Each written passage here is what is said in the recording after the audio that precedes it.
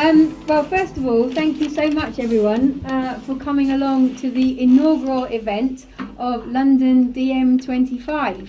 I want to say a few thank yous myself. I definitely want to thank Olivier. I think this is one of the most special and just precious resources that London has, and it's a thrill to be doing this debate in such a spectacular and beautiful environment. I also want to thank DiEM25 for inviting me to chair the event this evening. I have been watching the EU debate unfold with a kind of grim fascination. It's kind of, you know, watching political lines get drawn and then redrawn and then just kind of scrubbed out altogether. You know, so you've got George Galloway teaming up with Nigel Farage, teaming up with Donald Trump. At the same time, you've got Jeremy Corbyn suddenly on the same side as Tony Blair, suddenly on the same side as David Cameron, who is now no longer on the same side as Boris Johnson. So for me, you know, as a journalist, it's an incredibly interesting but grim moment. And I think the magnitude of this decision isn't one that should be underestimated. June the 23rd is something that is going to rock not just the UK and not just Europe, but I believe the entirety of the globe. And that's why I wanted to be part of this event today. I want to know what the left has to offer to this debate, and how can we intervene? How can we kind of throw our reflections upon some of the big issues of the day? But the main reason why I wanted to be involved was not just because of June the 23rd, but it was because of June the 24th. I want to know what's going to happen to us after the referendum, in or out. Who is going to be in control of this country on June the 24th? On June the 24th, how do we stop the bodies of more and more refugees washing up onto the shores of the Mediterranean? So whatever happens, there is going to be a great deal to do on June the 24th. And therefore, as London DiEM25, it's our hope and our suspicion that there will be areas of agreement between the two panellists this evening, and that there may be topics within this event which are not so much areas of contention, but where the panel finds itself discussing how to forge a progressive road ahead. Traditionalists would probably argue that this doesn't make such good television. However, we think you will all agree that there are bigger things at stake, and that this event will have played a very useful role if we all come away from it with some common ground on which we can build and go forward. So there are now 42 days and 12 hours left until the EU referendum. So I want to just quickly introduce again who we have in the red corner and who we have in the other red corner. Here we have Aaron Bastani, co-founder of Novara Media, political commentator, and again has just done his PhD in new media and social movements. In the other red corner, Marina Prentoulis, Marina Prentoulis, senior lecturer in media and politics and a representative of Syriza. Now, how this is going to work, this debate, is going to be that we have, as London DiEM25, selected a short list of controversial but important topics. And I'm going to put a question about one of the topics to one of the panellists and give them 3 minutes to discuss it. I'll then bring in the other panellist and ask them to respond, perhaps to agree, perhaps to passionately disagree. We'll find out together. And then we'll bring in the first panellist back with a right of reply. And then after that, we will have time for questions and contributions from the audience. And we're very, very keen that all of you get involved in the event. And so start thinking about your questions now. But before I bring in the two panelists, they're going to do a quick introduction, maybe a 4 or so minute introduction on their position. We would just like to do a little bit of audience participation. We're not going to ask you who's voting Remain, who's voting Exit, but we do want to know if there's anyone in the room who hasn't yet made up their mind. So maybe a show of hands, who has made up their mind? Who is concrete on where they're going to be voting? Okay. So have we got anyone who is maybe a little more open to persuasion, hasn't quite decided yet? Yes, we have. We have some people. Okay, so panelists, there is everything to play for in this room tonight. Okay, so I'll ask Marina if you would like to give us your 4 or so minute rundown on why you have taken the political position that you have on the European Union. Okay. Thank you. First of all, let me thank you as well for inviting me here and in such a beautiful place. And it's really a pleasure to be here.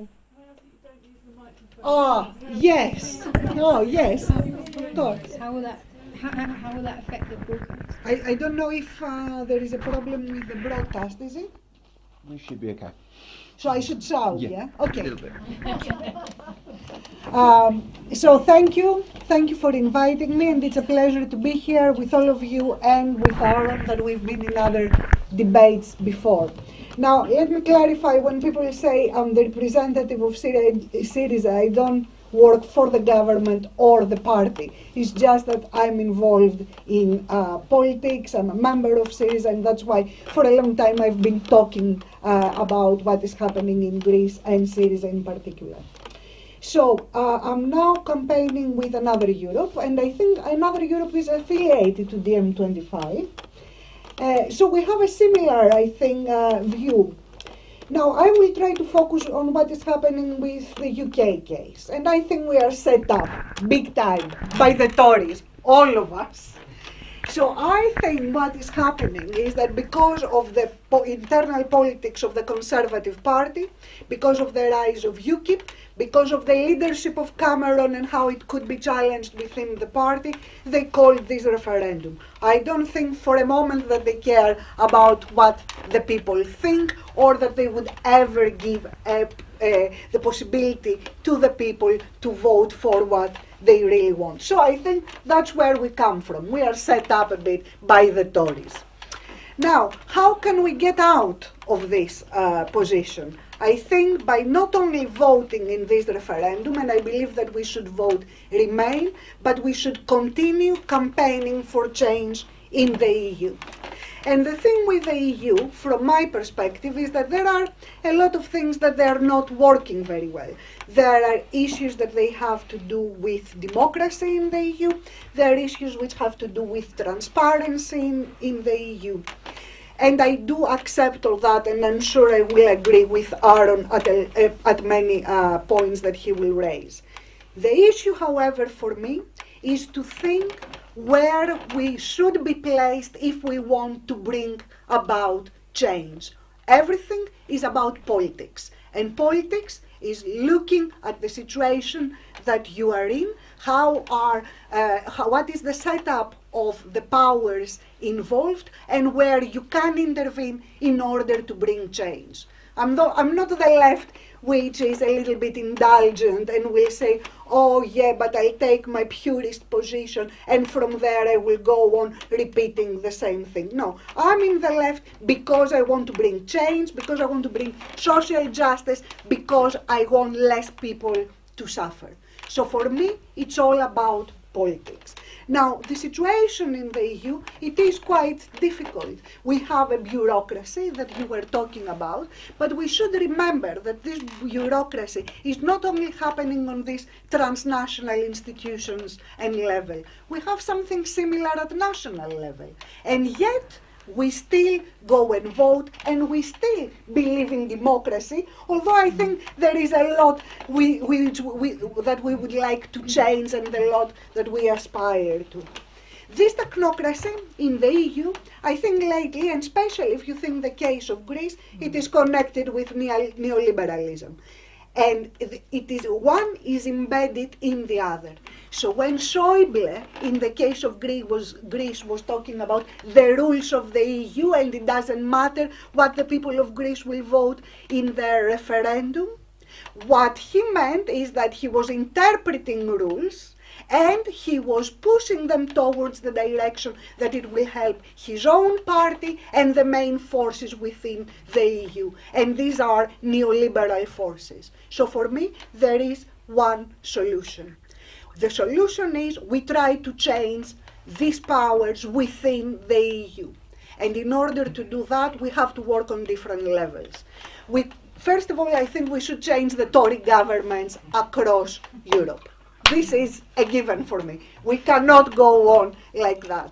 But I don't think this is enough. And again, on the level of national democracies, I don't have so much faith in our democratic systems.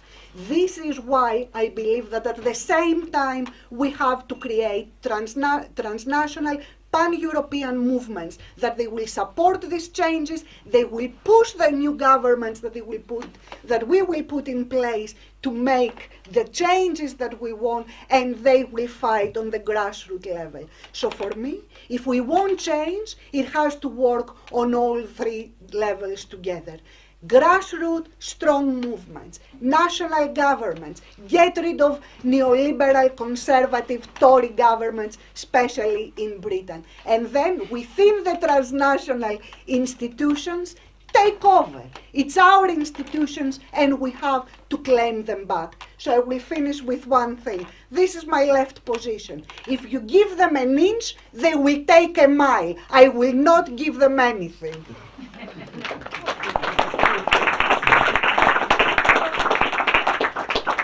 Kanzi, can we please use the microphones? But can I have Olivier turn the sound down in this room, if that's possible? You don't mean I have to repeat that now? No. We're going to use the microphones.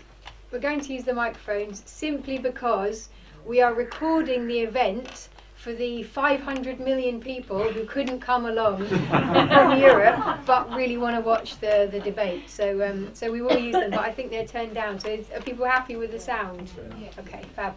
Right, Aaron, saying from you, please. Set out your political position on the EU in 4 minutes. Hear me okay? Yeah. Is this on? Yeah. Let's Fine. see. Is it on? Yeah. It's really loud. So despite the fact that I have a graduate education, I have a mixed heritage, I live in London, I'm on the left, I should be the last person entertaining the ideas that I do. Demographically, I should be very rare. Nonetheless, I think there's some validity to what I think, the reasons why I think Brexit's a great idea, why Britain will be better at the EU, why I think the EU itself probably would be better eliminated. So what are they? Well, let's start from the beginning. First of all, and I think we all agree on this, the EU has a horrendous deficit of democracy. Now, people have been talking about this for decades, okay? You could say, well, look, the European Parliament, it's elected, you know, it has some competences. It couldn't be more shambolic. The Scottish Parliament has more powers than the European Parliament, and that's just how the European Commission likes it. The European Commission is unelected. That's where all the power is. External trade policy, right? When we're ripping off sub-Saharan Africa, when we're destroying Kenyan flower farmers, it's being done by the European Commission, and you can't get rid of these people. And I think that's absolutely astonishing that that's even permitted by European publics in the 21st century. And then some people rejoin to that. They go, well, look, commissioners are brought from the level of the nation state, and each country gives their commissioner, and that's kind of democratic. I mean, this is ridiculous, right? This is ridiculous. I mean, who can you really imagine Peter Mandelson being democratically elected as a commissioner for trade or industry? I mean, of course not, right? It's almost like the House of Lords, but these people actually have power. I mean, it's very, very scary, really, when you think about it. So democracy is a big issue for me. And that leads on to number 2, which is the EU is moving in a direction where socialist policies aren't just not preferred, they're becoming illegal, right? So the implementation of TTIP would obviously be the culmination of this, but it feeds into this idea of, it was referred to earlier on, the European social model. European social model. So what is the European social model? I mean, in my head, yeah, sure, I think 40-hour working week, free higher education, great infrastructure, good wages, you know, a minimum wage at least 60% of the average wage, right?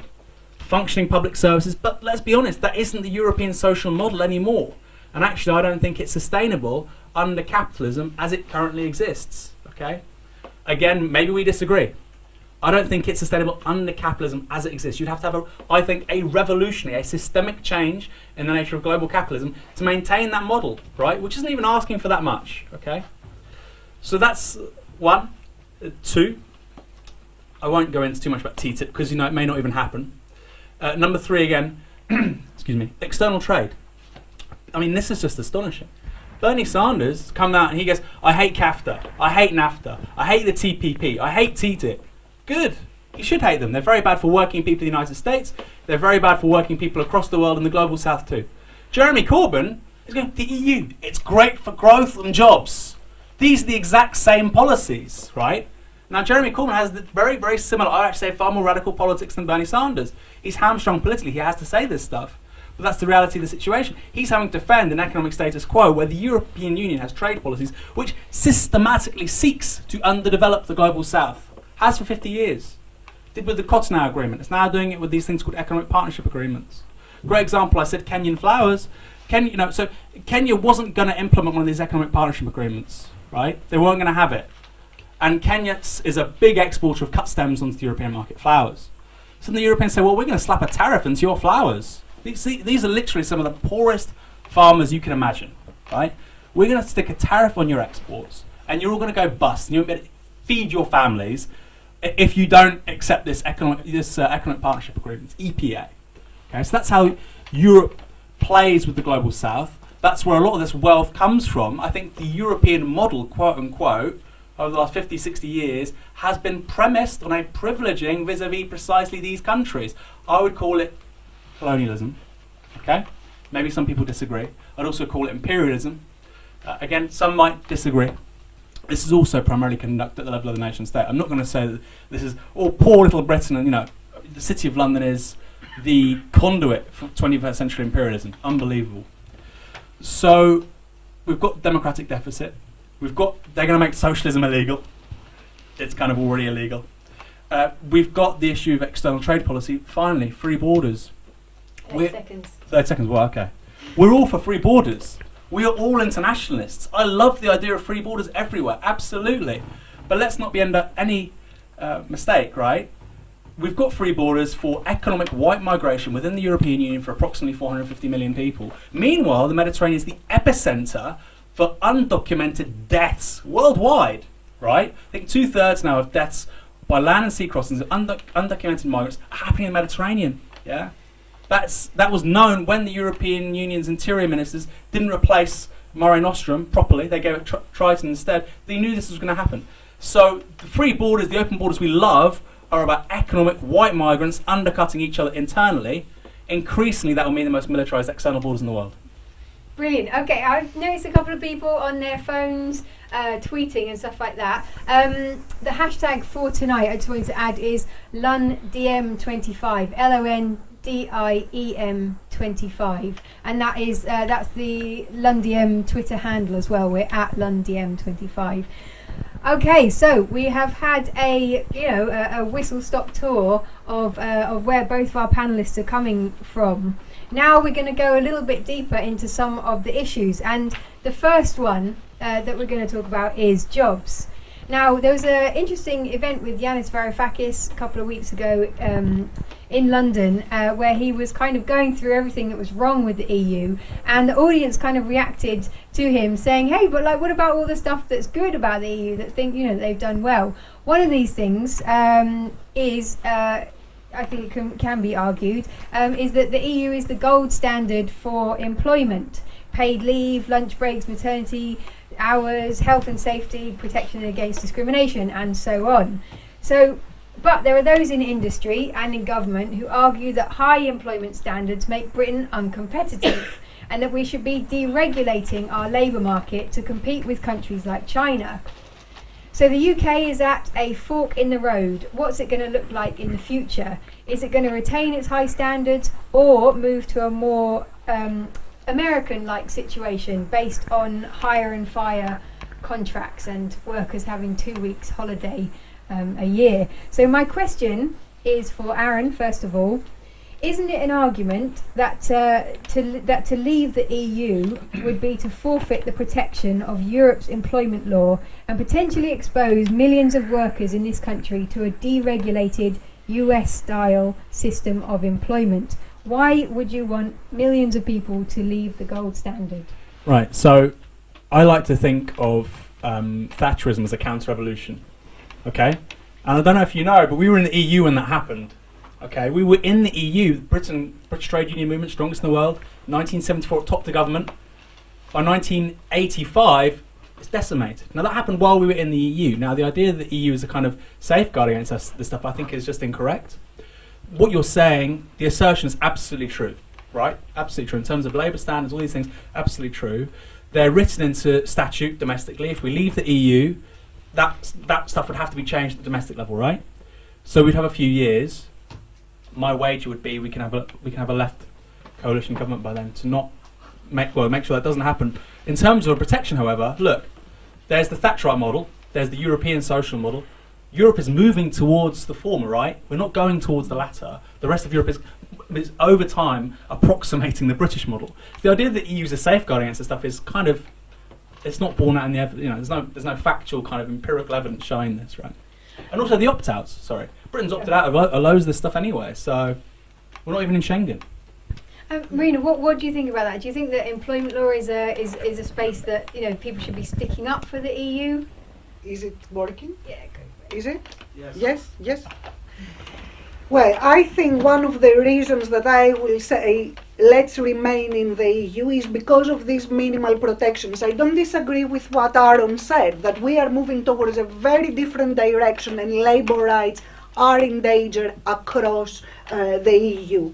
But still there are some directives. Actually, I don't want to imagine what would happen in Thatcherism even if we were not in the EU. And the only thing that this country has exported so well, it's Thatcherism. And this is what we have to face now. So there was a different vision of a social EU. There was the neoliberal Thatcherite vision, and now we know who won. But this is why to stick in there and fight for that. I want to say one thing about the employment law in particular. The employment law that we have is especially things that they are supporting the most vulnerable. And the discrimination legislation for women and equal pay, for fixed term and part-time contracts, for all those that they suffer, and in the process, and the young people will suffer more in their jobs.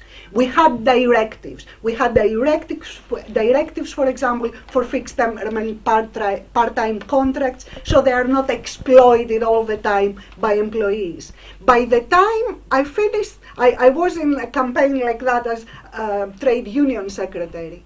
The moment I changed my job and I turned my head, in this country they had put 0-hour contracts. That was the national response. And now they are exporting the 0-hour contracts as a response to these minimum protections that we have in other countries as well, like Greece. We have to fight.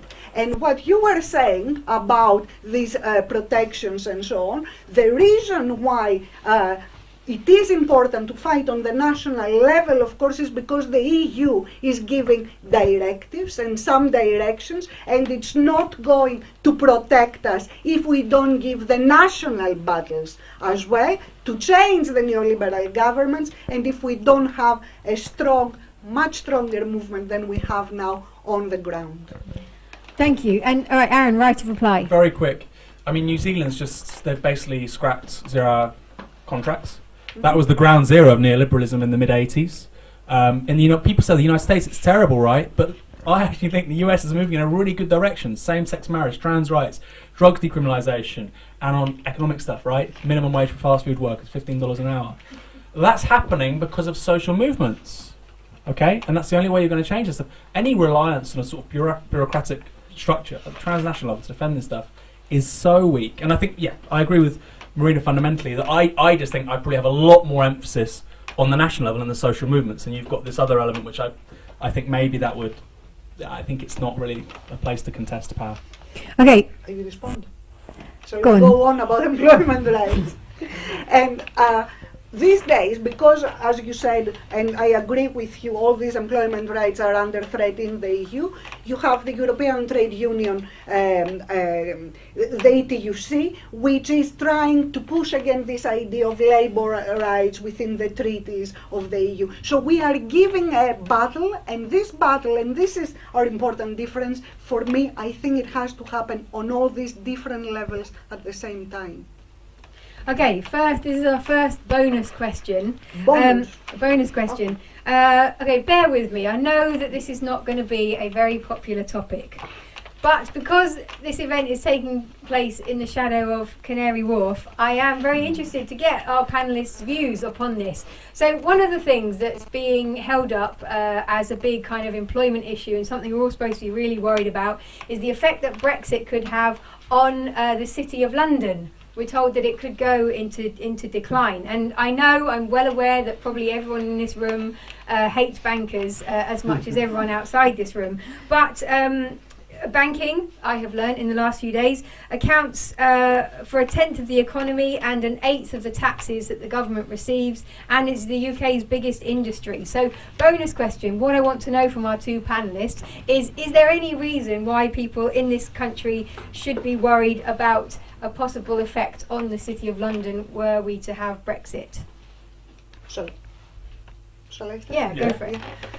I think in all these debates, and I want to go a little bit outside the left, because sometimes the debates between us is not the general debates that are happening.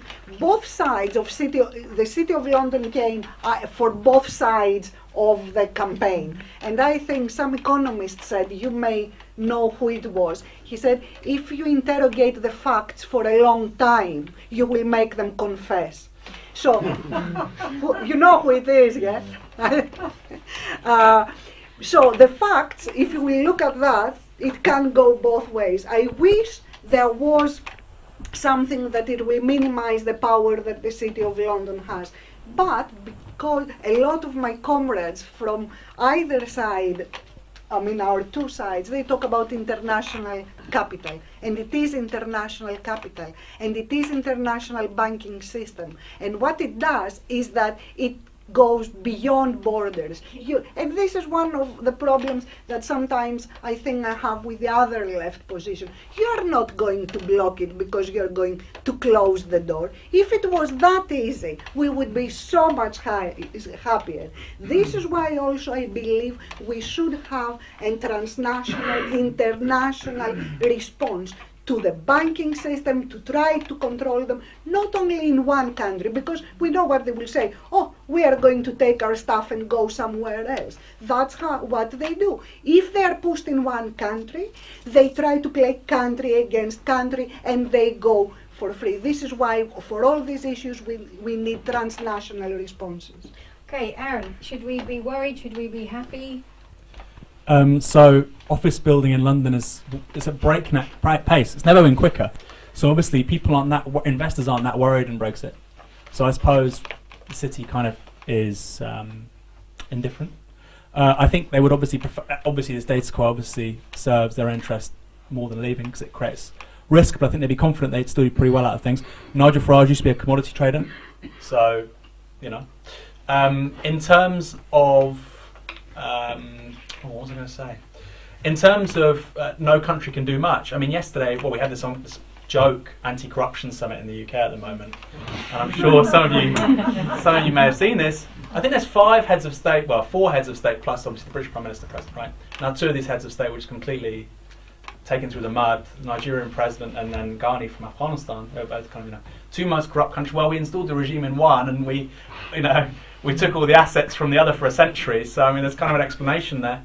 But Britain and its crown dependencies really are the infrastructure. They are the broadband through which international tax avoidance, a lot of this stuff works. And you're saying, well, what could one country do? Again, if we have a left government, whether we stay or whether we leave the EU, a left government in this country which wants to nail these crown dependencies could do it.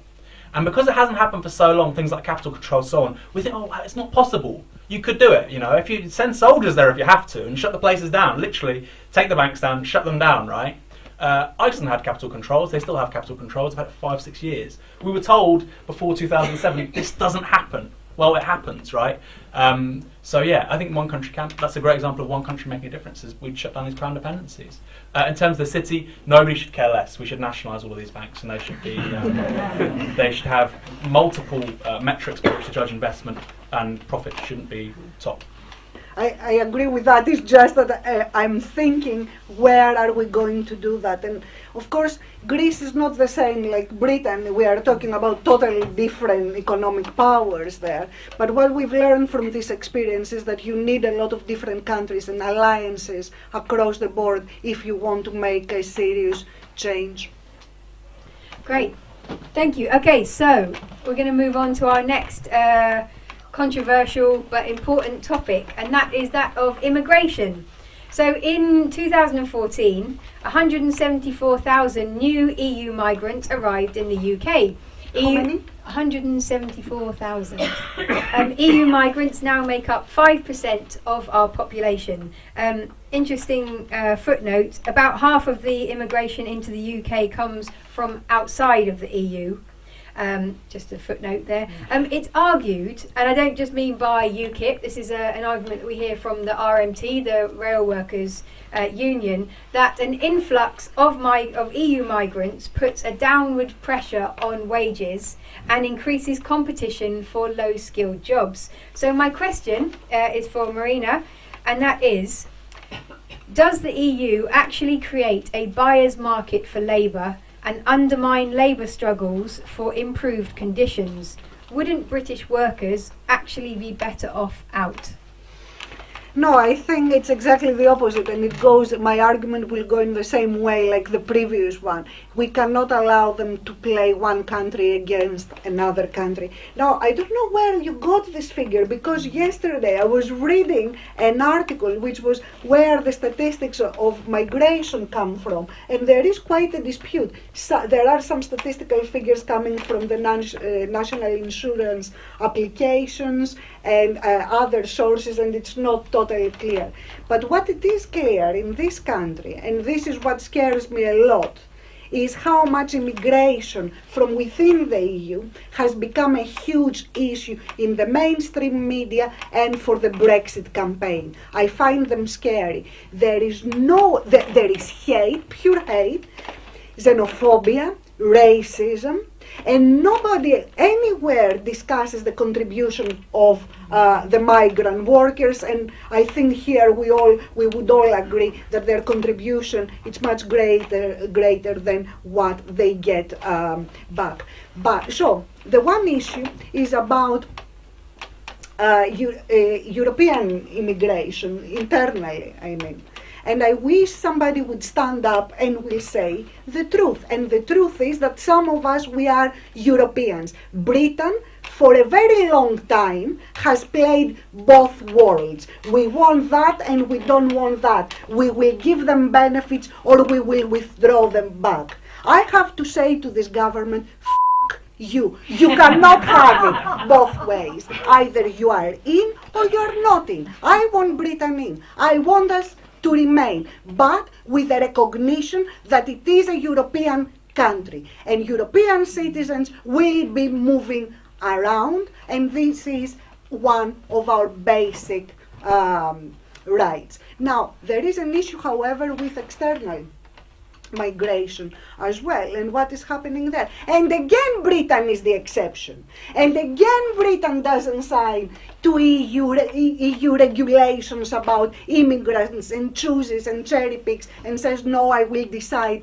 on case-to-case basis. And I want this as well to stop. And migration is going to be a huge issue in the future because we have managed to destroy the environment, and then there will be flows of immigrants, and they will coming from the parts of the world that the West has contributed a lot in destroying the environment. How are we going to tackle these issues? Again, my response is only collectively we will be able to deal with these issues. If you allow the situation that it is today, and how in Britain certain things are perceived, where everybody will close their borders and say, oh no, yes, but we are a small country and we can't, and so on. No, we will not manage to deal with these situations. Again, it's about unity. And again, it's about having a European Union, not as it is right now, but a European Union that we will create.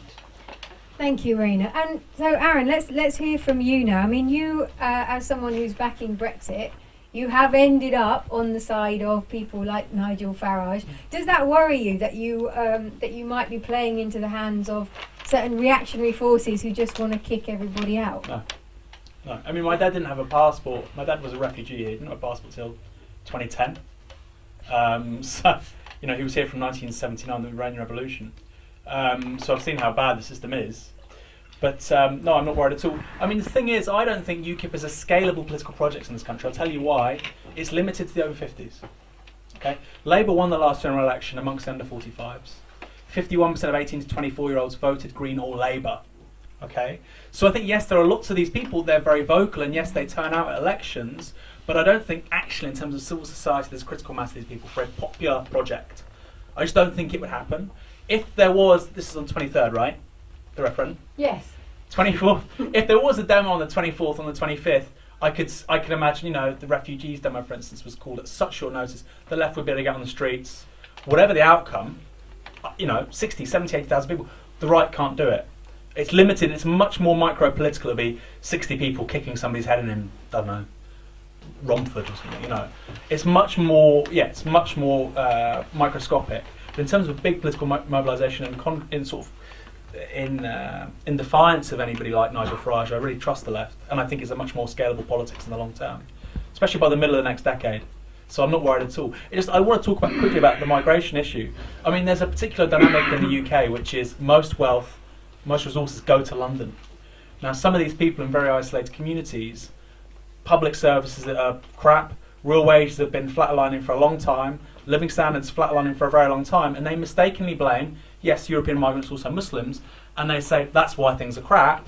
A particular dynamic we have in Britain, which you don't necessarily have so much in Greece or Spain or Italy, is this metropolis sucking in resources, sucking in talent, sucking in money, and I think that's another major explanation, which is really specific to the UK, and also explains partly why Scots are much less Eurosceptical than Brits.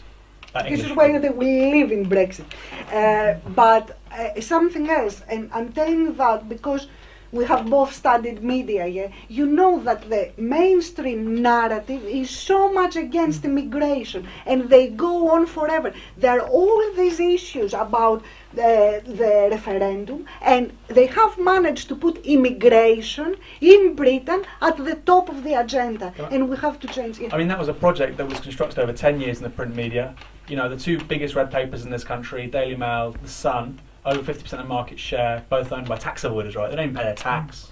So, yeah, and that isn't just a natural outgrowth of British sentiment. I've seen that with my own two eyes, really since the mid-1990s, really. And remember, so start thinking about what questions you might have to the panellists. I know quite a few of us in this room wouldn't exist were it not for various bits of migration into the UK. So it'd be really good to hear from as many of you as possible at the end. Okay, so we're going to move on to another controversial but very important issue, which is intrinsically linked again to immigration, and that is the question of refugees. So just to give you a few figures, I mean, this is a debate and a discussion that has gone from one about people and human stories just to one about figures and quotas. But just to add, just to give you some more figures, there are now 4.5 million refugees from Syria in 5 countries: Turkey, Lebanon, Jordan, Iraq, and Egypt. More than 1 million migrants and refugees crossed into Europe in 2015. And we know that at least 3,770 refugees died trying to cross the Mediterranean in 2015. Most of them died coming from North Africa to Italy, but more than 800 died crossing the Aegean from Turkey to Greece. We at DiEM25, we decided we didn't want to use the issue of refugees as a political football. So we want to hear from the two panelists about where you think the refugee crisis has come from, how you think it can or can't be solved or ameliorated, and what the EU and the UK need to do with regards to this issue, both at this point in time and perhaps on the 24th as well. So I'm going to go to Aaron first. We are seeing the first sort of flickers of the refugee crisis. I mean, I don't know what the Wikipedia article will be called in 2040, because it's a lot bigger than that. Africa's population, Sub-Saharan Africa's population, I didn't get much sleep last night. Sub-Saharan Africa's population is going to double between now and 2050. Because of climate change, crop yields could decline by 1/3. Okay, so twice the people, maybe 1/3 the arable land. You'd probably imagine a lot of people will be leaving. If you look at the whole of North Africa, all the way into Central Asia, there's basically a straight line of countries, with a couple of exceptions, which could very plausibly become failed states. Now, clearly, these people, quite rightly, are going to go to the place where they will be able to find work, political safety, sanctuary, but also just, increasingly just, safety generally. So, they're going to be coming to Europe, and there's going to be lots of them, and that is an intersection of a couple of things. Security crunch, the end of American empire, climate change, and that's the two major ones, and a failure of neoliberalism, right? I mean, if you look at, for instance, interesting hypotheses around why the Arab Spring kicks off, if you look at the political economy of a lot of North African countries, they're deindustrializing throughout the early 1990s as China and India all of a sudden start making loads of textiles and stuff, right? So there's actually a really good structural analysis for why Algeria, Tunisia, Egypt eventually move into a situation where they could become revolutionary after 2010. That starts actually a couple of decades earlier for some people. So the refugee crisis is only beginning. It's only going to get worse. I'm obviously very concerned about that. I don't really see much of a solution for under-capitalism. If you look at demographic change, the United States, I think, is projected to become a minority-majority country by 2040 something, okay? Which means there's no overall ethnic minority, i.e. white people are an ethnic minority. So when white people at Trump rallies go, we're going to become an ethnic minority, it's true, right? So the left has to start saying yes, and there's nothing wrong with that, right? There's a similar thing going on in Britain. Britain's expected to become a minority-majority country, I think by the 2060s, 2070s. The same is happening with Europe, right? Demographics are happening. So like I say, doubling in Sub-Saharan Africa. We've had higher birth rates across the Middle East, Muslim countries for a long time now, and white Europe has had below birth replacement rates for a long time, right? So Europeans are living longer, they're having fewer children. So that means that the average European, by the end of this century, will be brown. There'll be fewer blonde people, there'll be fewer white people. That's not a racist thing. I'm not saying that as a good, it's ethically neutral, right? But that's the reality of the situation. Now, when you have political consent, you have whole political parties, and I don't just mean UKIP, I mean the Conservative Party, right? I mean, New Democracy. I mean the historic parties of Christian democracy and the centre-right in Europe. They are based on ethnic homogeneity. So given that, I just really wonder how they'll respond. I suppose we've already had a foretaste of it with the United States, and the left seems to be doing pretty damn well, and I can't see Trump ever being a president for the precise reasons I've outlined, demographic change. He could never win Florida, California, too many Latinos. I could be wrong, of course. But so it's a huge catastrophe and the left has to meet it. Okay, Marina, why do you believe that the EU is part and parcel of solving or ameliorating or figuring out the refugee crisis and the crisis of migration that we're facing? I know that I'm repeating myself, that I have to go again and say because of political reasons. First of all, I have to start by saying that what we saw in the EU is the failure and a huge crisis, failure to deal with the refugee crisis, to accommodate the people, to deal in a legal way with the refugees that they were crossing from Greece, Italy, and so on. So it shows its weakness, that it wasn't able to show the political will and the union that it should have shown according to its founding principles. I have to say here as well that I don't like at all the deal between EU and Turkey. I don't consider Erdogan's Turkey a safe country. I think it is a deal that it is against international law and UN Convention on Refugees. I think it is a deal which is against what the EU charters on fundamental rights are arguing. And I think there we saw that we have to change this EU. We have to change it. This wasn't a response. This wasn't a European response. What happened instead is that they passed the problem to where they could, just to get it out of their door, you know. Turkey, other people should take our problem. So this shows us that the EU should change. But at the same time, we saw what was happening. That what stopped the solution to this problem was nationalisms. And one of the big differences I think I have with Aaron is that I am very much more pessimistic about where the left is as it is right now. What we see is the emergence of nationalisms, Austria closing borders, everybody building borders and refusing to take the political responsibility and the political solution, legal solution that they should. So I do believe the EU is in crisis. I do believe it failed, but if we want to deal with these issues, we have to have unity, not nationalism, and deal with it collectively. I guess one of the unknown, the things we can't know, but we can kind of speculate about, would be the response of Austria and Hungary to the refugee crisis if they weren't constrained even by the EU and Poland as well. Do you think it would be even worse if we didn't have the EU? I think they would have done it much easier and without some of us saying, hang on, what is going on there. But this is the problem. I think this is the big threat of the EU. It's not going to be Brexit, and it's not going to be the left. By the way, we are not there. I see the other side, which wants to divide the EU. They are organized. Austria and Hungary had meetings outside the EU, so there is a division already happening there, and they're pushing their own policies, which is very nationalistic and only thinking of how they won't have to deal with the problem. This is why I believe we are very far behind them. The left is not the one winning in this case. It's very different forces. This is why I think we should stay in and fight.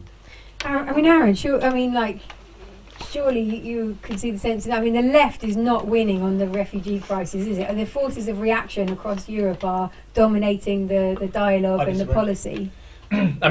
Greece last year took 800,000 people. I think, wasn't that right? They passed through. 800,000 by sea landed in Greece last year, right? That's just astonishing. I just don't know how our country can even cope with that. How the Greek people not only coped with that, but elected a left-wing government. If you look at, for instance, but also go back further. So I think at the start of the 1990s, Spain, only 1 or 2% of Spaniards were non-native born. That's a lot higher now. A lot of people left after 2008, but it's a lot higher now. And there's been no right-wing kickback.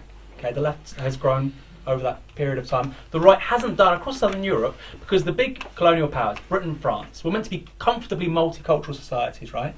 And all of a sudden, Southern Europe actually has more brown and black people, right?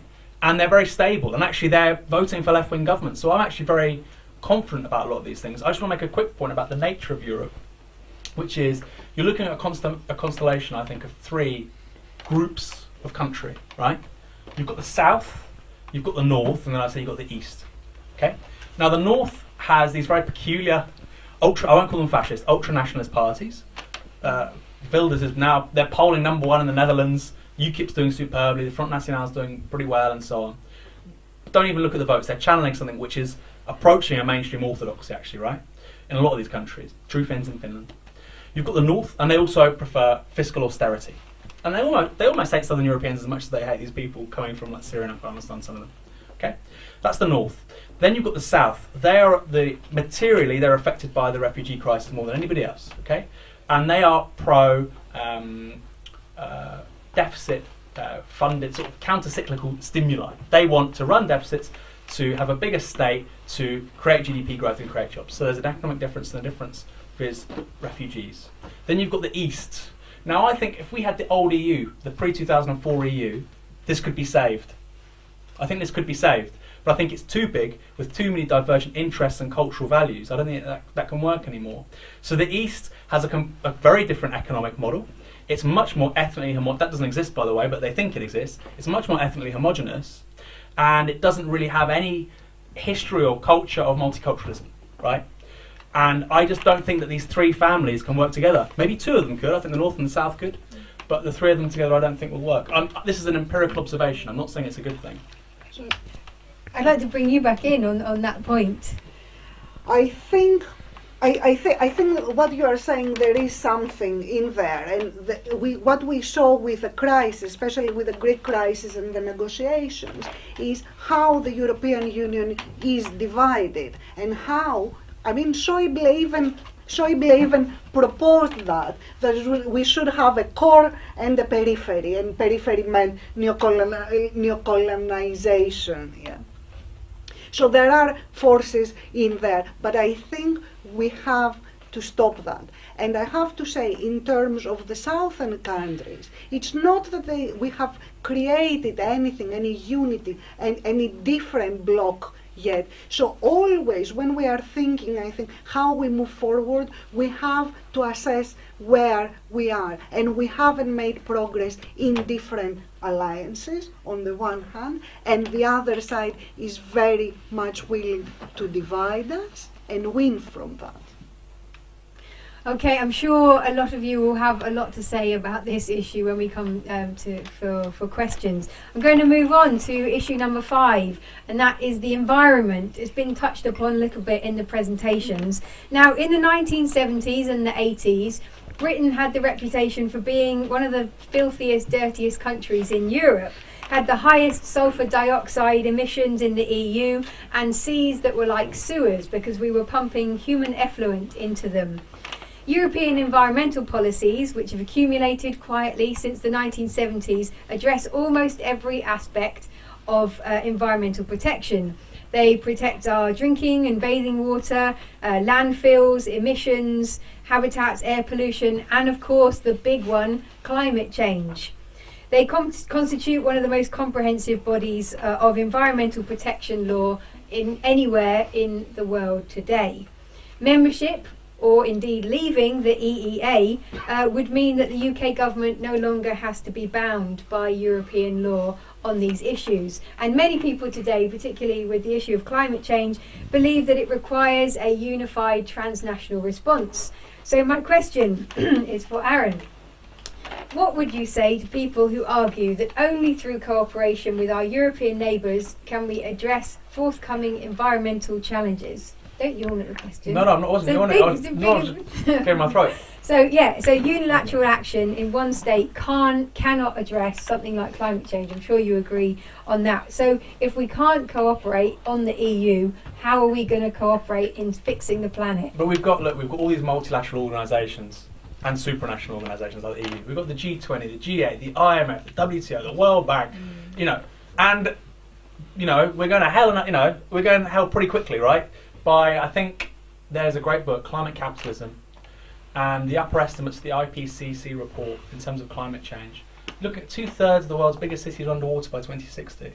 That book's Climate Capitalism. I'm not making this up. And that stat is on Google Books if you go and look for it. So it's a huge problem. We've got all these supranational, transnational, multilateral organisations, and they're not meeting these challenges. And I think the solution is, like Marina said, politics, and it has to come from social movements. And I think they get the most leverage, the most success at the level of the nation state, because they can remove holders of public office. We can't do that at the European level at the moment. If we could, then I'd say great. But no, and this particularly, yes, it's been great for, the EU's been great for clean beaches and so on and so forth. But it's one of those issues where, yes, it's got an outstanding record. Does that make up for some of the other stuff? Probably not. I mean, it's got nice aid policy, for instance, right? With a lot of the countries I started at the beginning talking about, got great aid policy, but that's like a plaster on its abysmal trade policy, right? It's almost like corporate social responsibility. So I don't think so. And also, its current environmental standards are nowhere near good enough if we want to if we want to even make a dent in climate change, which isn't going to happen anyway, to be honest. I'm just going to pull you off on one thing, because I don't think this is about clean beaches. I think this is about the working class of this country having access to clean drinking But that's water the meme, isn't it? and That's the meme. having One of the air that memes. we can actually breathe. Well, London air is a bit. I'm an asthmatic. I was in Bournemouth seeing my dad until today, and I come to London, I can't breathe. So again, if the EU's so great, why are NO2 levels in London going through the roof? But isn't that something that we would be better off fixing as a Politics fixes it. I just don't think politics which appeals to change at the level of the EU is the politics that fixes it. I think we need to change the domestic government. Interesting. Marina, should we just ride roughshod over decades of environmental... This is all still in statute, by the way. Like, if we left the EU tomorrow, it would be a big job to get rid of it all, which, they could do. I have to say, I don't think, first of all, we are going to get rid of capitalism any day soon. I'm not saying this. And I'm the not saying other that, thing Marina. I'm is, saying vote for Jeremy Corbyn. Okay. The other thing is that, I don't think the EU is great as well, but we have to think again where we are. And if you look at all the discussions that they are happening in relation to TTIP, and from people that they write about TTIP, and probably they will be much closer to your position in terms of the referendum, they all agree that the EU standards that we have in terms of the environmental standards, they're much higher than the EU. The US, and this is why TTIP is a huge threat, because it's going to destroy that. So I think we already have something there, not enough, but I think the EU is much further ahead than, for example, the US, and I do believe we have to fight TTIP. Now, there was the Paris Agreement, I don't think it's doing enough, I don't think it's doing it fast enough. But again, the difficulty of managing to have so many different countries coming together and having even a minimum agreement, it is something. So again, the environment, it is something that I see in the unity how we are going to fight. And of course, when it comes to TTIP as well, again, I believe the same thing, that within the EU, we are fighting TTIP much better than what is going to happen if Britain leaves the EU. Because then, we won't have Corbyn yet, it will take a little bit, we will have a Tory government negotiating, a Tory government which cares about the interest of the city rather than the interest of the people, and the agreements that they will make will be subjected to the same body that the TTIP agreements at the beginning were supposed to be under. Investor-state dispute settlement, which is multinational lawyers effectively dealing with any dispute that it will happen. So, while within the EU we are fighting TTIP, we are making some progress, and I think we will manage to stop it. I don't want to think what will happen if Britain goes out and you have a Tory government negotiating for the interest of big businesses. Can I just, I mean, if you look at where leadership's come on the big issues, Italy, Operation Mare Nostrum, they deployed basically the whole Italian Navy, search and rescue operations throughout the Mediterranean. They saved a heck of a lot of people, right? Leadership came from Italy. I'm not a big nationalist. It's just an observation. The EU replaces it with Operation Triton. They just do basically 12 kilometres around the seaboard, right? Which has basically led to thousands of people dying, and they knew that was going to happen. Nuclear. Well, you might not agree with nuclear, but transitioning to a very different kind of energy economy, Germany. There was real leadership there. Why? Because of domestic pressures. I just don't see any of this stuff happening at the level of Europe. If I'd been writing this debate a couple of weeks ago, I would have had an entire question on TTIP. But it does now look like it may not happen, which is an extraordinary feat for campaigners, across Europe. And in America as well. But Aaron, I've seen you argue that TTIP is one of the big reasons why we should leave the EU. What do you think? Marina's point that if Britain was outside of the European Union, it would be more susceptible to hideous trade deals like TTIP rather than less susceptible. And it does appear that Britain has actually been one of the driving forces behind TTIP in the European Union. So a lot of this stuff, TTIP, TPP, between the US and Asian countries, a lot of this stuff came about because of the failure of the WTO in the early noughties. It's about 15 years ago, the Global South said we're not going to have this anymore with the Global North, right? So all of a sudden the EU, the US, Japan has to go, God, well, we still want these wonderful free trade deals. What are we going to do? We're going to have to negotiate them bilaterally with other people. We'll take it to another level. We'll have to circumvent the WTO. So that's where it came from. So I don't think things could be much worse. If the UK external trade policy would be conducted within the WTO, right? I don't think it'd be much worse. What I would say is, again, it's all contingent on a different guy running the country, sure, but I mean that's why we're in politics, right? If we didn't, this is the thing. People go, oh, the left, the right's going to govern for 20 years. Well, if you really believe that, I mean, why bother? I'll go and get my football coaching badges. I wouldn't be doing this. You're doing it because you think you can change things. But there are elections in 4. Yeah, but we would leave the EU in 2017, 2018. They wouldn't be able to get rid of any statute before then. I mean, and that's really important, right? Nothing big could happen before the next general election. I mean, realistically. And in regard to the WTO,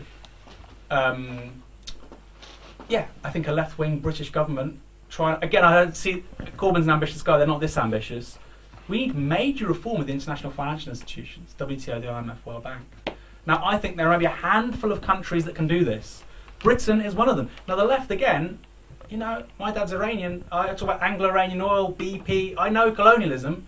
I know Britain's history. The left's very like, oh, God, Britain, let's not talk about how it does punch above its weight.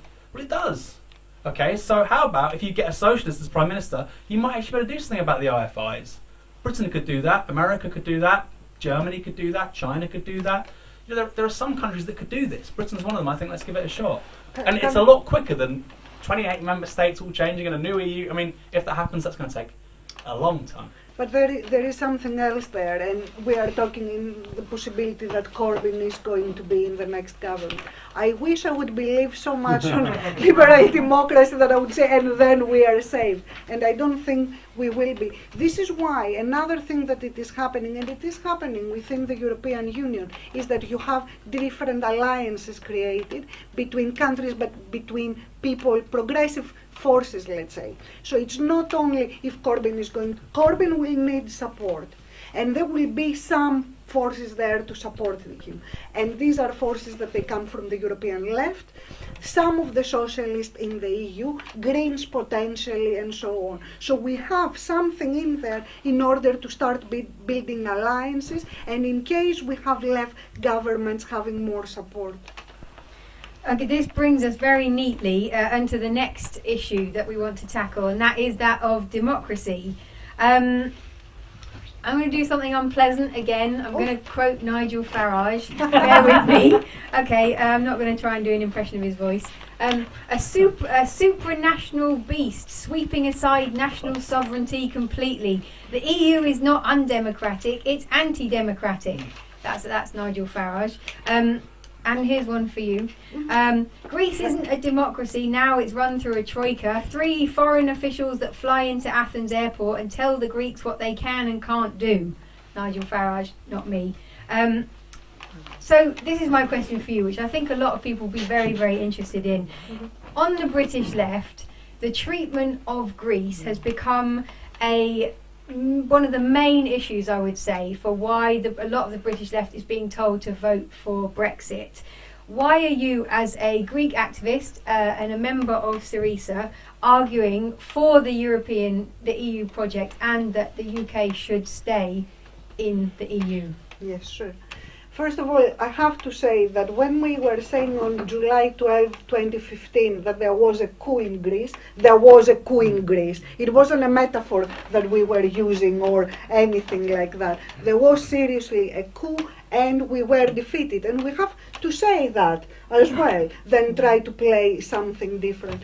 But I think what happened there, or what happened from my perspective, is that what we show is that the European Union didn't show the political will that it needed, and it didn't stick to its own treaties. And this is how technocracy works. So when, for example, the Greek government was saying, no, we cannot take decisions like that within the Eurogroup, but they have to be taken by the European leaders, it was actually trying to do that, bring politics back and the people and the voice of the people via the referendum back at the heart of the EU. So seriously, there is a democratic deficit there, but it's not because, from the way I see it, because of the foundations of the EU, but of how the EU, what the EU has become. Now, in Britain, there are no other issues that they bother me a lot. I think they may bother you as well, since you are a Europeanist. And we have, in a very short time, I feel, to learn all together and try to understand what the EU is, something that it hasn't happened, I don't know for how many years. And there are these accusations flying that the EU is undemocratic and so on, which I will agree with that. The problem is that you have to know where it is undemocratic and how we intervene and how we change that. So in relation to the Commission, for example, and I think you brought the Commission at some point as a bureaucracy. The Commission, now I know that I will be very much on the European side, sometimes it happens, is that the Commission is the civil service, which you have, by the way, on the national level as well, and I haven't seen being contested on national level as well. The commissioners are appointed by elected governments, which across Europe they are mainly Tory and neoliberal. Yeah? And this is the civil service that you have. So they are unelected, true, they are unelected, but we have to remember that they are appointed by the elected governments. So when we say that the EU is undemocratic, I have a proposal there, a small proposal, but I think we should do something. If we want change within the Commission, on the national level, we have more scrutiny of who is appointed as a commissioner and what their portfolio is. And the same will go when our elected governments go and negotiate on our behalf within the EU. Usually, they bring back what happened in the negotiations. Within the national parliaments, we want more debate before scrutiny, before they go in the EU. I think it may not sound big. I have other proposals as well, but I will leave it when you will ask us about the future. The future. Okay, have that as well. Okay. Thank you. Aaron, okay, so I've got a quick... Can I respond to that quickly about the Commission? Okay, go on. I mean, the Commission is a civil service, Marina, but I mean, it's pretty unique. It's got agenda-setting powers. No other sort of bureaucracy in the world has that. I mean, it has a lot of executive functions, and it's a bit disingenuous. It's just a bureaucracy like Whitehall, isn't it? No, what you have to remember is that in Britain, I don't think, I've been in debates that most people, they don't know what the Commission is doing. They don't know who has to, they think that the Commission is just making laws, and if the Commission says so, that's it, it becomes law, and this is not the truth. So what I'm saying there, it's not that there is not a problem with the Commission, as I said, there are proposals there, but we have to be very specific and know how these undemocratic institutions work, what are our proposals, how we go on campaigning and how we intervene. Okay, so my question to Aaron on this point is that even if we leave the European Union, we're still going to want to be part of it in some way. I mean, I don't know if you're arguing to leave the economic area as well, but it's still going to be this enormous thing that's going on. It's still going to have a massive influence over our country, except we won't be able to have any kind of power in it. And for me, like, that sounds like something that's undemocratic, not having any kind of vote or any kind of say in an institution that is dominating your country and your life. I'll address that. I want to go to the Farage quote, and I'm going to say he was right. Okay, and I think that the EU in around 2011 went from undemocratic to anti-democratic. They imposed Mario Monti, this managerialist government, on the Italians because they were so worried about Berlusconi. And Italy, fourth biggest bond market in the world, that would sink the Eurozone pretty quickly if they left it. And then likewise in Greece, they imposed the Papademos government onto Greece. So these were cherry-picked politicians to lead countries, right? I mean, wow. And then in a similar vein, during the Oki stuff, the ECB tries to start a run on Greek banks once it's clear that Syriza wants, an Oki vote, right? And again, that really betokens me like a move from, okay, it's undemocratic to outright anti-democratic. I look at Jaron Disselboom. This guy is an anti-democrat. You know, just unbelievable. Couldn't be more anti-democratic. He couldn't hate the will and the sovereignty of the people more. This guy. I wish I could say I love him, but I can't.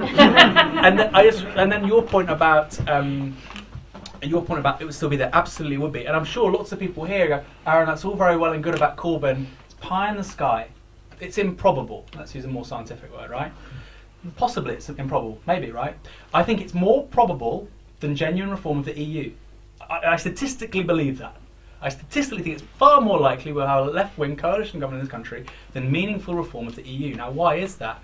What would it take to reform the EU to have a more democratic Europe? What would it take?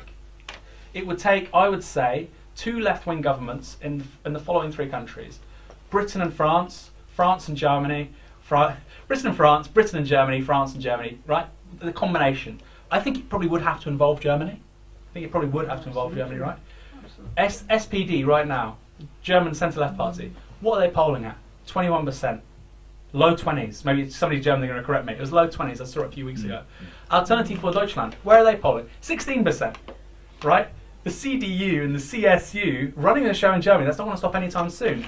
So the domestic German context informs this as well. And that's not moving for 10 years. So if you're just saying, how do we make Europe more democratic, everything you're saying is correct, right? But if the best reason to stay in this thing is that, it's better in than out, and I mean, wow. I'd rather sort of just, a bit of historical arson and just burn the thing down. And we'd still be in the EEA, because I don't think, if I thought reform was possible, I would really go for it. Statistically, it just seems so unlikely to me. So is your position that you're not against the EU as a concept, but you're against it because of the governments that are running it? I mean, would there be, if you did have, Syriza, Podemos, Labour, De Linke, all the rest of it in charge, I mean, would you be happy in that kind of EU? Well, I mean, the demand from DiEM about a European Parliament being sovereign, I think it's a great demand, and I'm well up for that. I'm well up for a federal European superstate, and the executive and the legislature they're voted on, and we vote for them, and it's like the United States. I have no problem with that. It's not going to happen, right? For the reasons I've said, primarily, I think it's a constellation of 3 different families of nation, and then I just don't think the Germans would. There's a German domestic dynamic which will impede it for a generation, so it's not going to happen. ECB, because you mentioned it. I have to say, I agree with you. The ECB, in the case of Greece, it played a very political role. Actually, it went against the treaties that they exist in the EU. If you look at the treaties, it says that it should manage the crisis for the European Union. There are other founding treaties which are about solidarity. And instead of doing that, you have one case where you see the dominant forces within the EU using the European Central Bank as a political tool to bring down a left-wing government. And they were quite successful in a certain way. But that should not stop us from go on fighting on all these levels that I mentioned. Another thing that had happened from which I think is quite important from the Greek crisis, is that you saw that this bloc, that it was quite unified, especially the social democratic parties going along and saying, yeah, this is the way forward, more austerity, blah, blah, blah, blah, blah, blah. There was a crack there. This is what it is interesting me in politics. This is the possibilities that I see opening, not that it's going to happen immediately, and with what I want to work and make a difference. Okay, I think this would be a good moment to maybe open up the floor for questions from our audience. Does anyone have a question? We've covered refugees, we've covered climate change, migration. Brilliant. Okay, let's go over here. John, are you doing the roving mic? Oh, sure. So what we need is for the person who is asking the question to stand up. Cheers.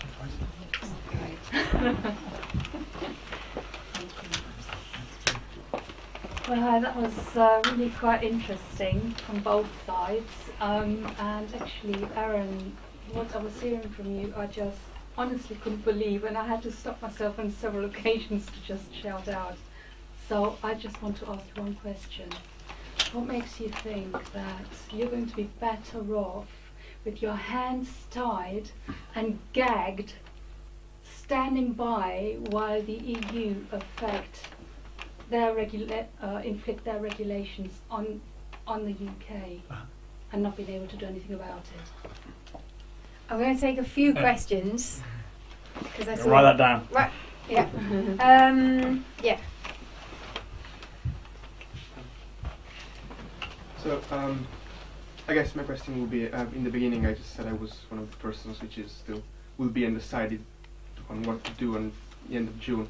Truth is I can do nothing because I'm not a British citizen, but I'm a deeply Europeist person, and my question would be, could there be a leave vote from a Europeist perspective, saying that this would be such a big shock to the rest of Europe that a core group of country, which is, as we said, Germany and probably its Western satellites, to actually go into the federal government. So could that be a possibility and strategy for a Europeist way to the Leave campaign, or just wishful thinking? Interesting.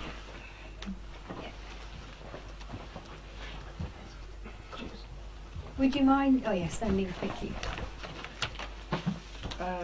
Do you think that the antithesis that you posed is the wrong one?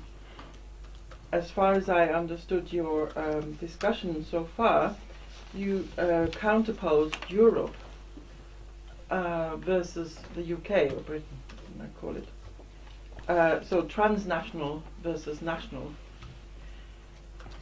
But this antithesis, to my mind, is wrong.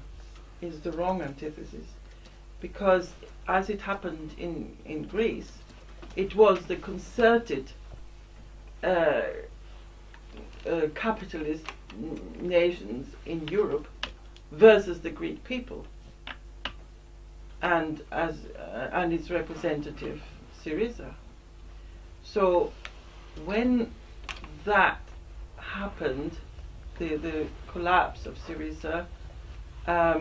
It didn't collapse, that was fine. Well, it was collapsed when it collapsed. I mean, not a So, as you say, it was a coup. Then this movement, DiEM, grew out of that. It made it a European question. It's not a national question. Europe versus, the strong versus the weak, breaking its own treaties. So my question is, should the antithesis be changed? As you brought it out, socialist policies are becoming illegal. So that means the will of the people, the interests of the people, working middle class, any people in Europe, the industrial industrialism and the whole of the economies, how they run, whether they take any account of environmental policies or not. So this is how we pose the antithesis. What do you think? Brilliant. Okay, I'm going to take those three questions. Okay, so first of all, Aaron, question from the floor. What makes you think you'll be any better off gagged and with your hands tied whilst the EU imposes legislation upon the UK? I mean, you could actually say the same thing about right now with external trade policy, and the EU, the European Commission decides trade policy with the WTO. Member states have no say. I think if Britain left the EU, okay, what would happen? I think the EU have big existential problems, right? Let's model what happens. It probably wouldn't exist in its current form. I think it probably we'd then have something which would approximate a federal superstate. But then you'd need Eurobonds. And I don't think that the German electorate's willing to do that. I don't think they were actually willing to go the full Monty on monetary union. So the EU would have an existential crisis. I think something more concrete would come out of it, and I think Britain would probably end up leaving the European Economic Area. So the idea that they would still be tied to this stuff, I don't know if that's necessarily the case. Okay, thank you. I think the ramifications would be so big. I don't think we should necessarily think in those terms. Okay, Marina, is there a chance, do you think, that a Leave vote could create such a shock that it could force some kind of federalist organisation to come into existence around Germany? No, because I don't think that's where we are. Because as I was saying before, I think you see nationalisms. You see people breaking up, national interest coming to the forefront, no communitarian spirit. Is that the question? Did I get it correct? Yeah? Yeah, pretty much. There would be the conditions for this kind of shock in Europe, in case of Britain leaving.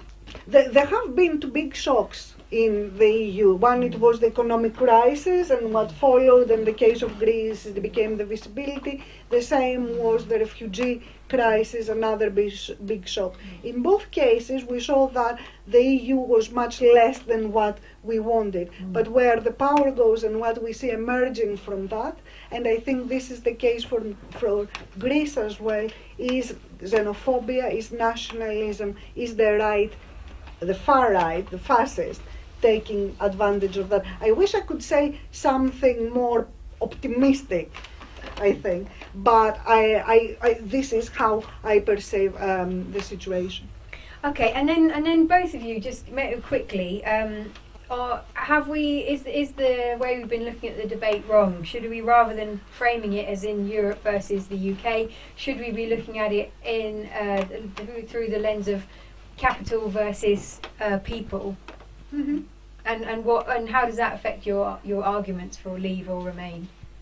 Sorry, because you're looking at me, sorry, I didn't know. Yeah. I think you could say that. We have to say, to remember though, that when we are talking about how the debate is framed from the mainstream, it is Europe versus UK, and this has been going on in Britain forever, not amongst our circles mainly, but the media have always framed this debate whenever the EU, and very badly communicated in the mainstream media, it is always us and them. But I think you are right, probably we shouldn't think on these national terms, and we should start thinking of the creation of a people of Europe. We are not there yet. I don't think we have this identity. I don't think we are there yet to understand ourselves as one collectivity, and I don't mean in geographical terms or in us, the people of Europe and the power of the people of Europe. I think Greece was the first instance that people realized that what was happening in this small country, probably it says something about the situation of the rest of us as well. But this is why we start from building movements from the ground to create, and I think this is the attempt of DiEM25 as well, to create a people of Europe that they come together and they demand change. That's an attractive proposition, no? Yeah, so I think absolutely we should look at it as labour versus capital. I don't think, that's obviously it's the frame you should look at any social conflict through. But like you say, this is the question we're confronted with also. I mean, the big question is here, people might not like to hear it, is Britain part of Europe? Is the big question historically, right? Is it part of Europe? Europe is Metternich once said, Italy isn't a country, it's a geographical expression. Okay? Now the same is arguably the case for Europe. It's a geographical expression. Now this is an island which has a particular history in regard to a global empire. I think there's something interesting to be asked there, right? If you look at why did Britain join the EU? There wasn't there at the Treaty of Rome in 57, right? They wanted to join in 63. De Gaulle said, "Sling your hook." They finally joined in 73. Now, why did it take Britain so long, right? Because British capitalism was tied up into its, in colonialism, right? Its colonies, the British Empire. And then they were looking at growth rates, they're looking at rates of return, profitability, they're looking at German capitalism, Italian capitalism, even Greece in the 50s, economic growth, like boom, like that, and say, we want a part of that. So this is not good. All these captive colonial markets we have, forget about it. We want to be part of this Western European party, and they went there instead, and that was in the interests of a particular class of people in Britain, the capitalist class. It was in their interest. There was a higher rate of profitability going on in Western European capitalism than British imperialist capitalism. And yeah, there was never this idea that, we need to make Europeans. I feel European. I went on Erasmus. I speak very good Italian. I love Dante and Goethe. Do I think that most British people feel European? Probably not. And also, as an extension of that, most Scots do. right? So there are also internal contradictions here. Another thing we're not talking about is, if Britain did leave, I think it would almost certainly be the end of the Union. And I don't say that flippantly, I think it would be, right? We're going to come to that. Sorry. No, we're definitely going to come to that. I'm going to take 3 more questions. Oh, got an instant cluster over there. Do we have a mic? Oh. Where are we going? There was 1, 2, 3 all round. Yeah. Italy had a global empire, and the Austro-Hungarian was multicultural. Who else had a global empire, sorry? Italy. Italy. When? The Roman Empire. It was just a point. Okay. You're condemning the EU for being at best no more than a drag brake on neoliberalism and Thatcherism. And then you talk about a left-wing government, but if you take the brake off, in what way would that do other than strengthen the already in place right-wing government? Right. Shall we ask that, or should we wait for more? I'm going to take 2 more All right, now. questions. Yeah, just a very simple point. I mean, when you talk about the prism of labour versus capital, and that just seems such a reductive prism when, the concept of war and peace and security for a lot of people is the main strength that the European Union and the project has for, and I think that's probably more important in a lot of people's eyes. Okay, thank you. Last question. Yes, I'm preoccupied about how we get messages out to people. I mean, you've alluded to the fact that the media is just killing all debate and covering over everything and not allowing what we would want to talk about to come through. I'm also a bit shocked that at the mayoral election only 45% of Londoners actually voted. It's great what happened, but it was only 45% of Londoners that turned out to vote. And I'm also thinking about Obama and how he got in, and it was largely through, I think, using social media. So there's sort of a mixed bag of things there. And what I'm concerned about is I've been doing a lot of canvassing on the doorstep, a bit shocked at how many really hardcore Labour voters, when asked the question about Remain or Leave, say, I really don't know. No, it's an important point. Democracy, right here. How do we galvanise people? Aaron, do you want to tackle the first question? Yeah, it's absolutely true. Austro-Hungarian Empire was multicultural. If anything, that goes to show. I don't like to say it, but it goes to show that imperial powers are more prone to multi-ethnic identities than nation states. Right? Another one's the Ottoman Empire, for instance. And in terms of the handbrake argument, I've got a big idea, which again, Marina may disagree with, many people may disagree with here, and it's about changing public attitudes with younger people. And I'm looking at the next 10, 20, 30 years here. And the politics that we're talking about, that counter-revolution of Thatcher, but let's take it even before then, right? This was a consequence of the failure of a particular kind of capitalism in the early 1970s, okay? And they make the most of it. In the early 1970s, profitability in America and the United Kingdom was very low. Workers' wages were going up all the time. Now, in capitalism, that doesn't work. You need to reassert a particular relation. Okay? So you have globalization, you have outsourcing, and you also have a political project which smashes organised labour. So it wasn't nasty Tories, nasty Republicans. It was a response to a crisis of capitalism. Right? That's my opinion. Maybe I'm wrong. Now, that counter-revolution has been happening for decades, and I think we're coming to the end of it. I thought we'd come to the end of it in 2008, but I was mistaken, right? Now it's more hardcore than ever before. But if you look at, for instance, like I said, public attitudes in the United States, the age Sanders supports, this is just astonishing. I think it was the New Hampshire primary. Sanders, amongst under 30s, beat Hillary by 6-1. Obama beat her by 20%, 30% amongst that demographic. It was a much, much bigger, change. So younger people have much more progressive values than older people, not just in the US, but also in the UK. There's 20 million millennials in the UK, by the way. A lot of people. Like I say, last election they voted Green and Labour. And we're moving towards Europe and the US becoming minority-majority countries. Brown and black people will outnumber white people. Now, given all of that, given climate change, given the failure of neoliberalism, given a security crunch, I think loads of stuff's going to change. And I don't think that the Tories are going to govern for 20 years. And I don't think, I think we're going to see huge challenges to the system, right? Economic system, political system, how consent's been manufactured and so on. So, yeah, that's the answer to the first question. The other question is great. I'd love to answer them too. Yeah, no, we will. Marina, I'd like to get your view on this, because it's something that David Cameron, amongst other people, has been talking about, but which is an issue that a lot of people take very seriously, which is the impact of the European Union in bringing peace and stability to Europe. Do you think that's something that we should be proud of, and that there should be more emphasis on, or do you think the risk of war without the EU is a great one? I think on that one we have to. I agree that it brought peace, and you started with your presentations about what the European Union meant after a Second World War. At the same time, I would have to say that there were conflicts within the EU as well.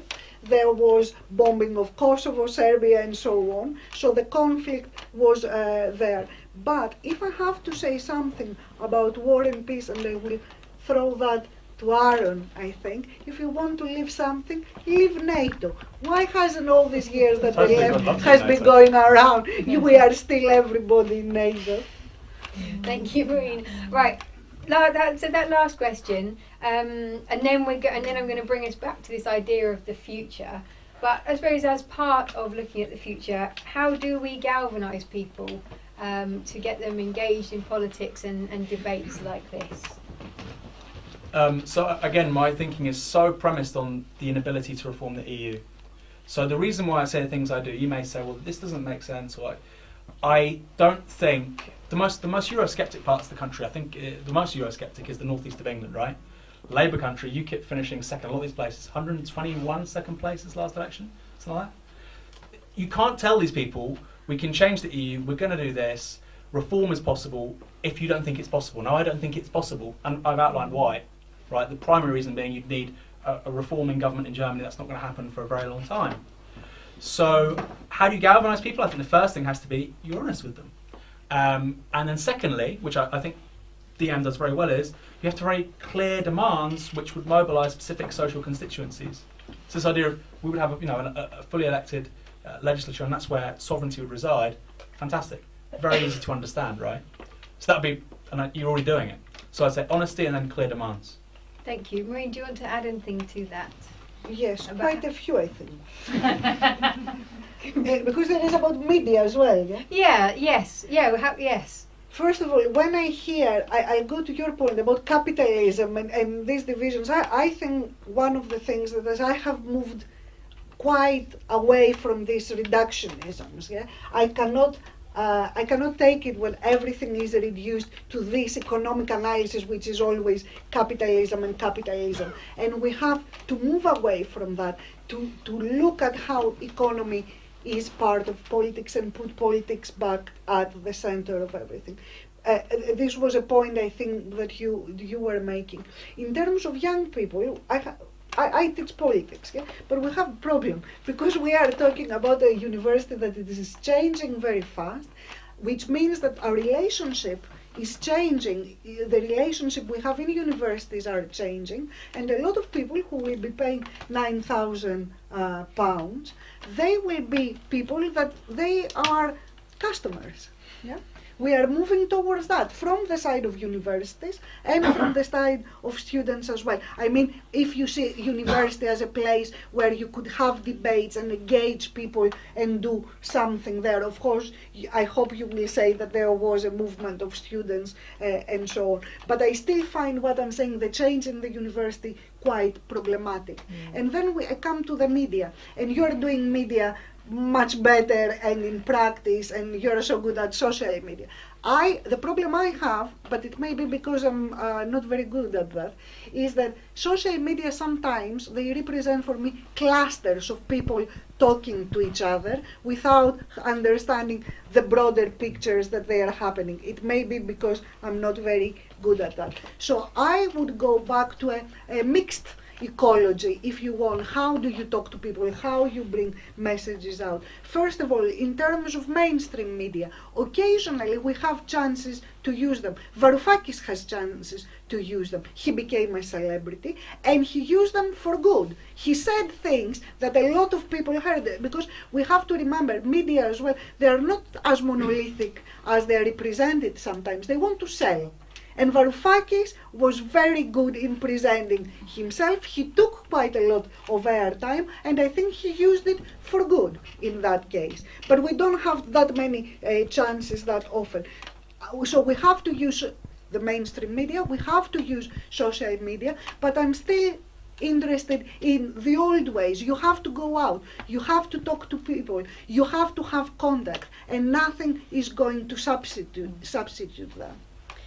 Okay, so I'm going to move us on to our closing issue, which is that of the future. Now, Yanis Varoufakis, former finance minister of Greece, believes that Brexit would mean the dissolution of the EU and the creation of an ultra-nationalistic, toxic social conservatism and around migration and economics. He believes that this would result in a power vacuum and a fertile ground for the right, the bigots and the ultra-nationalists and the fascists of Europe like Marine Le Pen.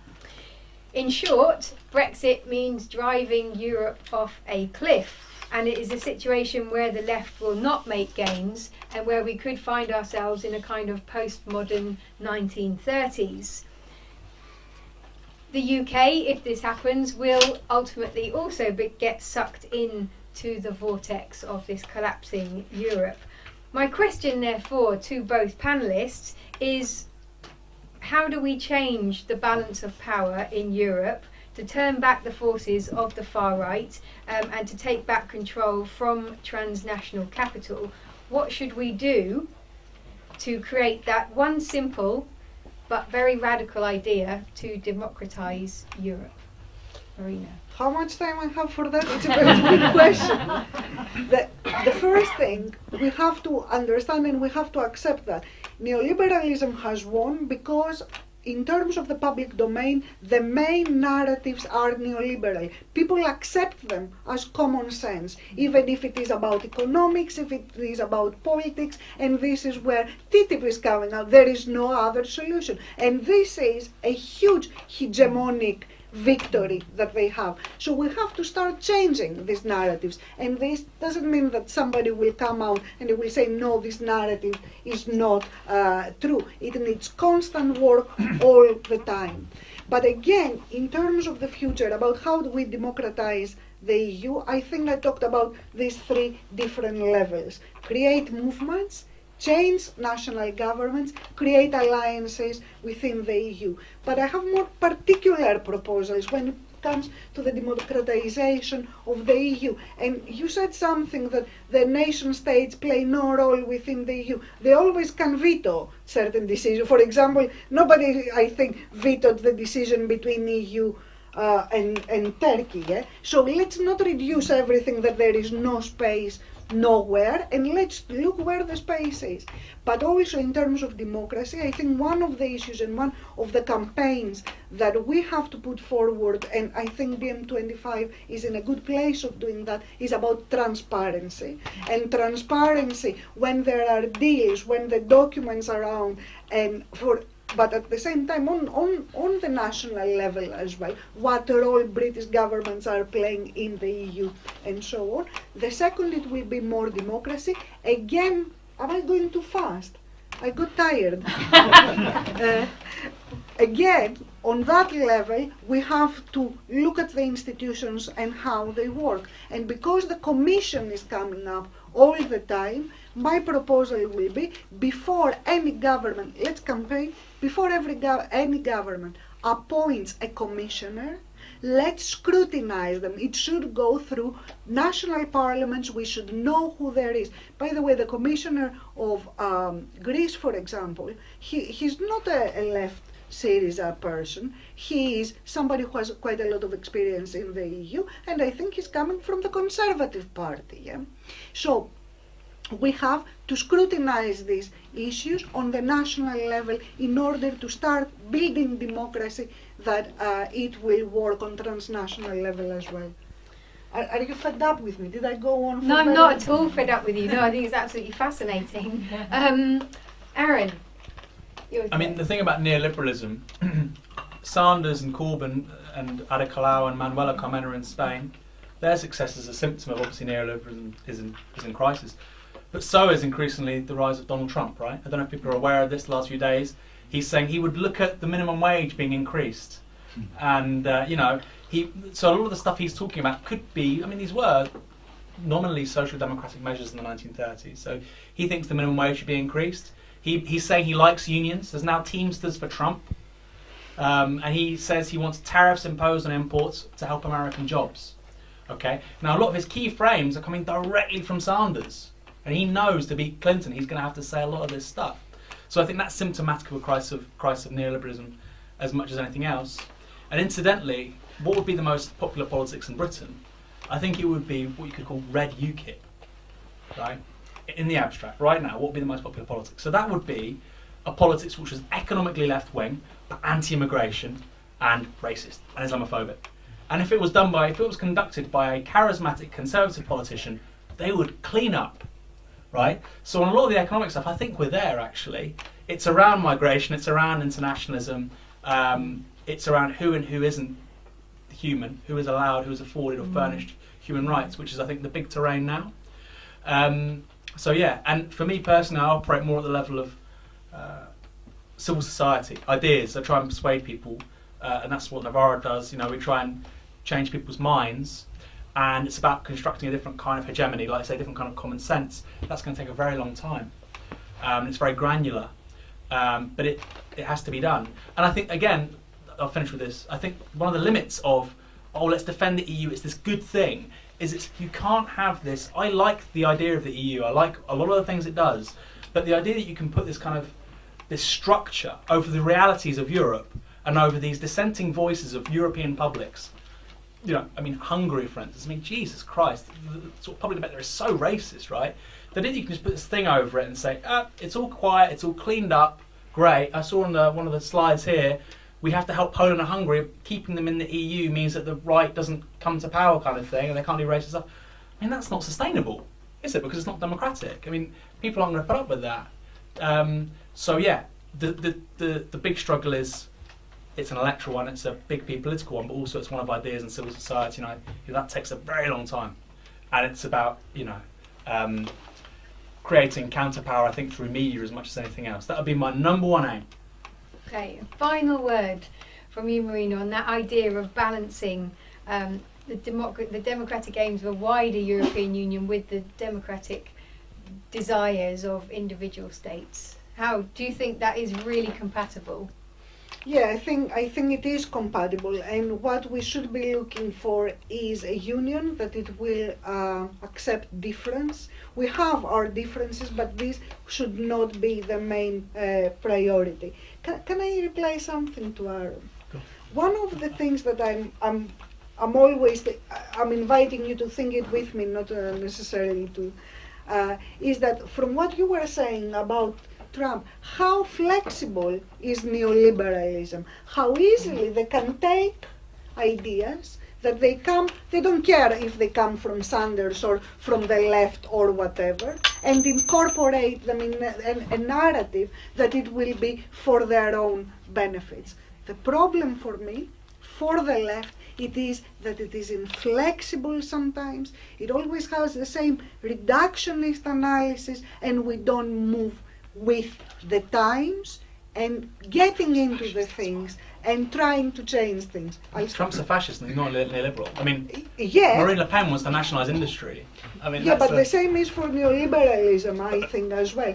If they have managed to do anything, is that they can take ideas very, very easily. They don't care. They don't care if an idea that I will have, if I'm left, if it is useful, they will take it. They will incorporate it. The problem is the left.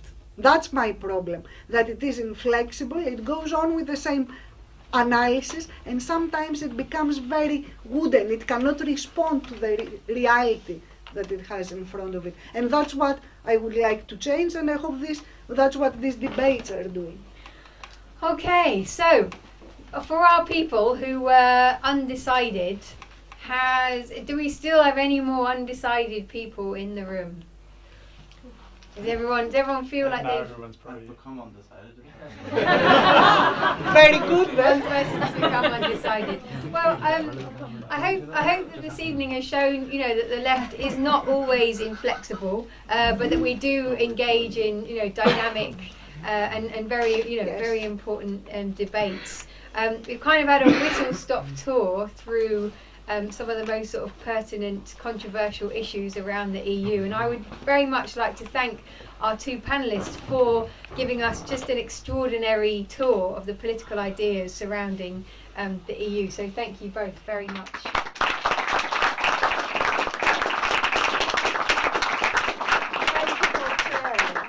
You were great. It's been, so unless there's any announcements from you, John, about future events, all I can say is follow DiEM25 on Twitter and on Facebook. That's where we post messages and notifications about future events that are coming up. And if you're feeling inspired by the campaign or by anything that you've heard this evening, do feel free to approach John or George or myself, about how you could potentially get involved in DiEM25. And thanks for being a fantastic audience as well. Thank you.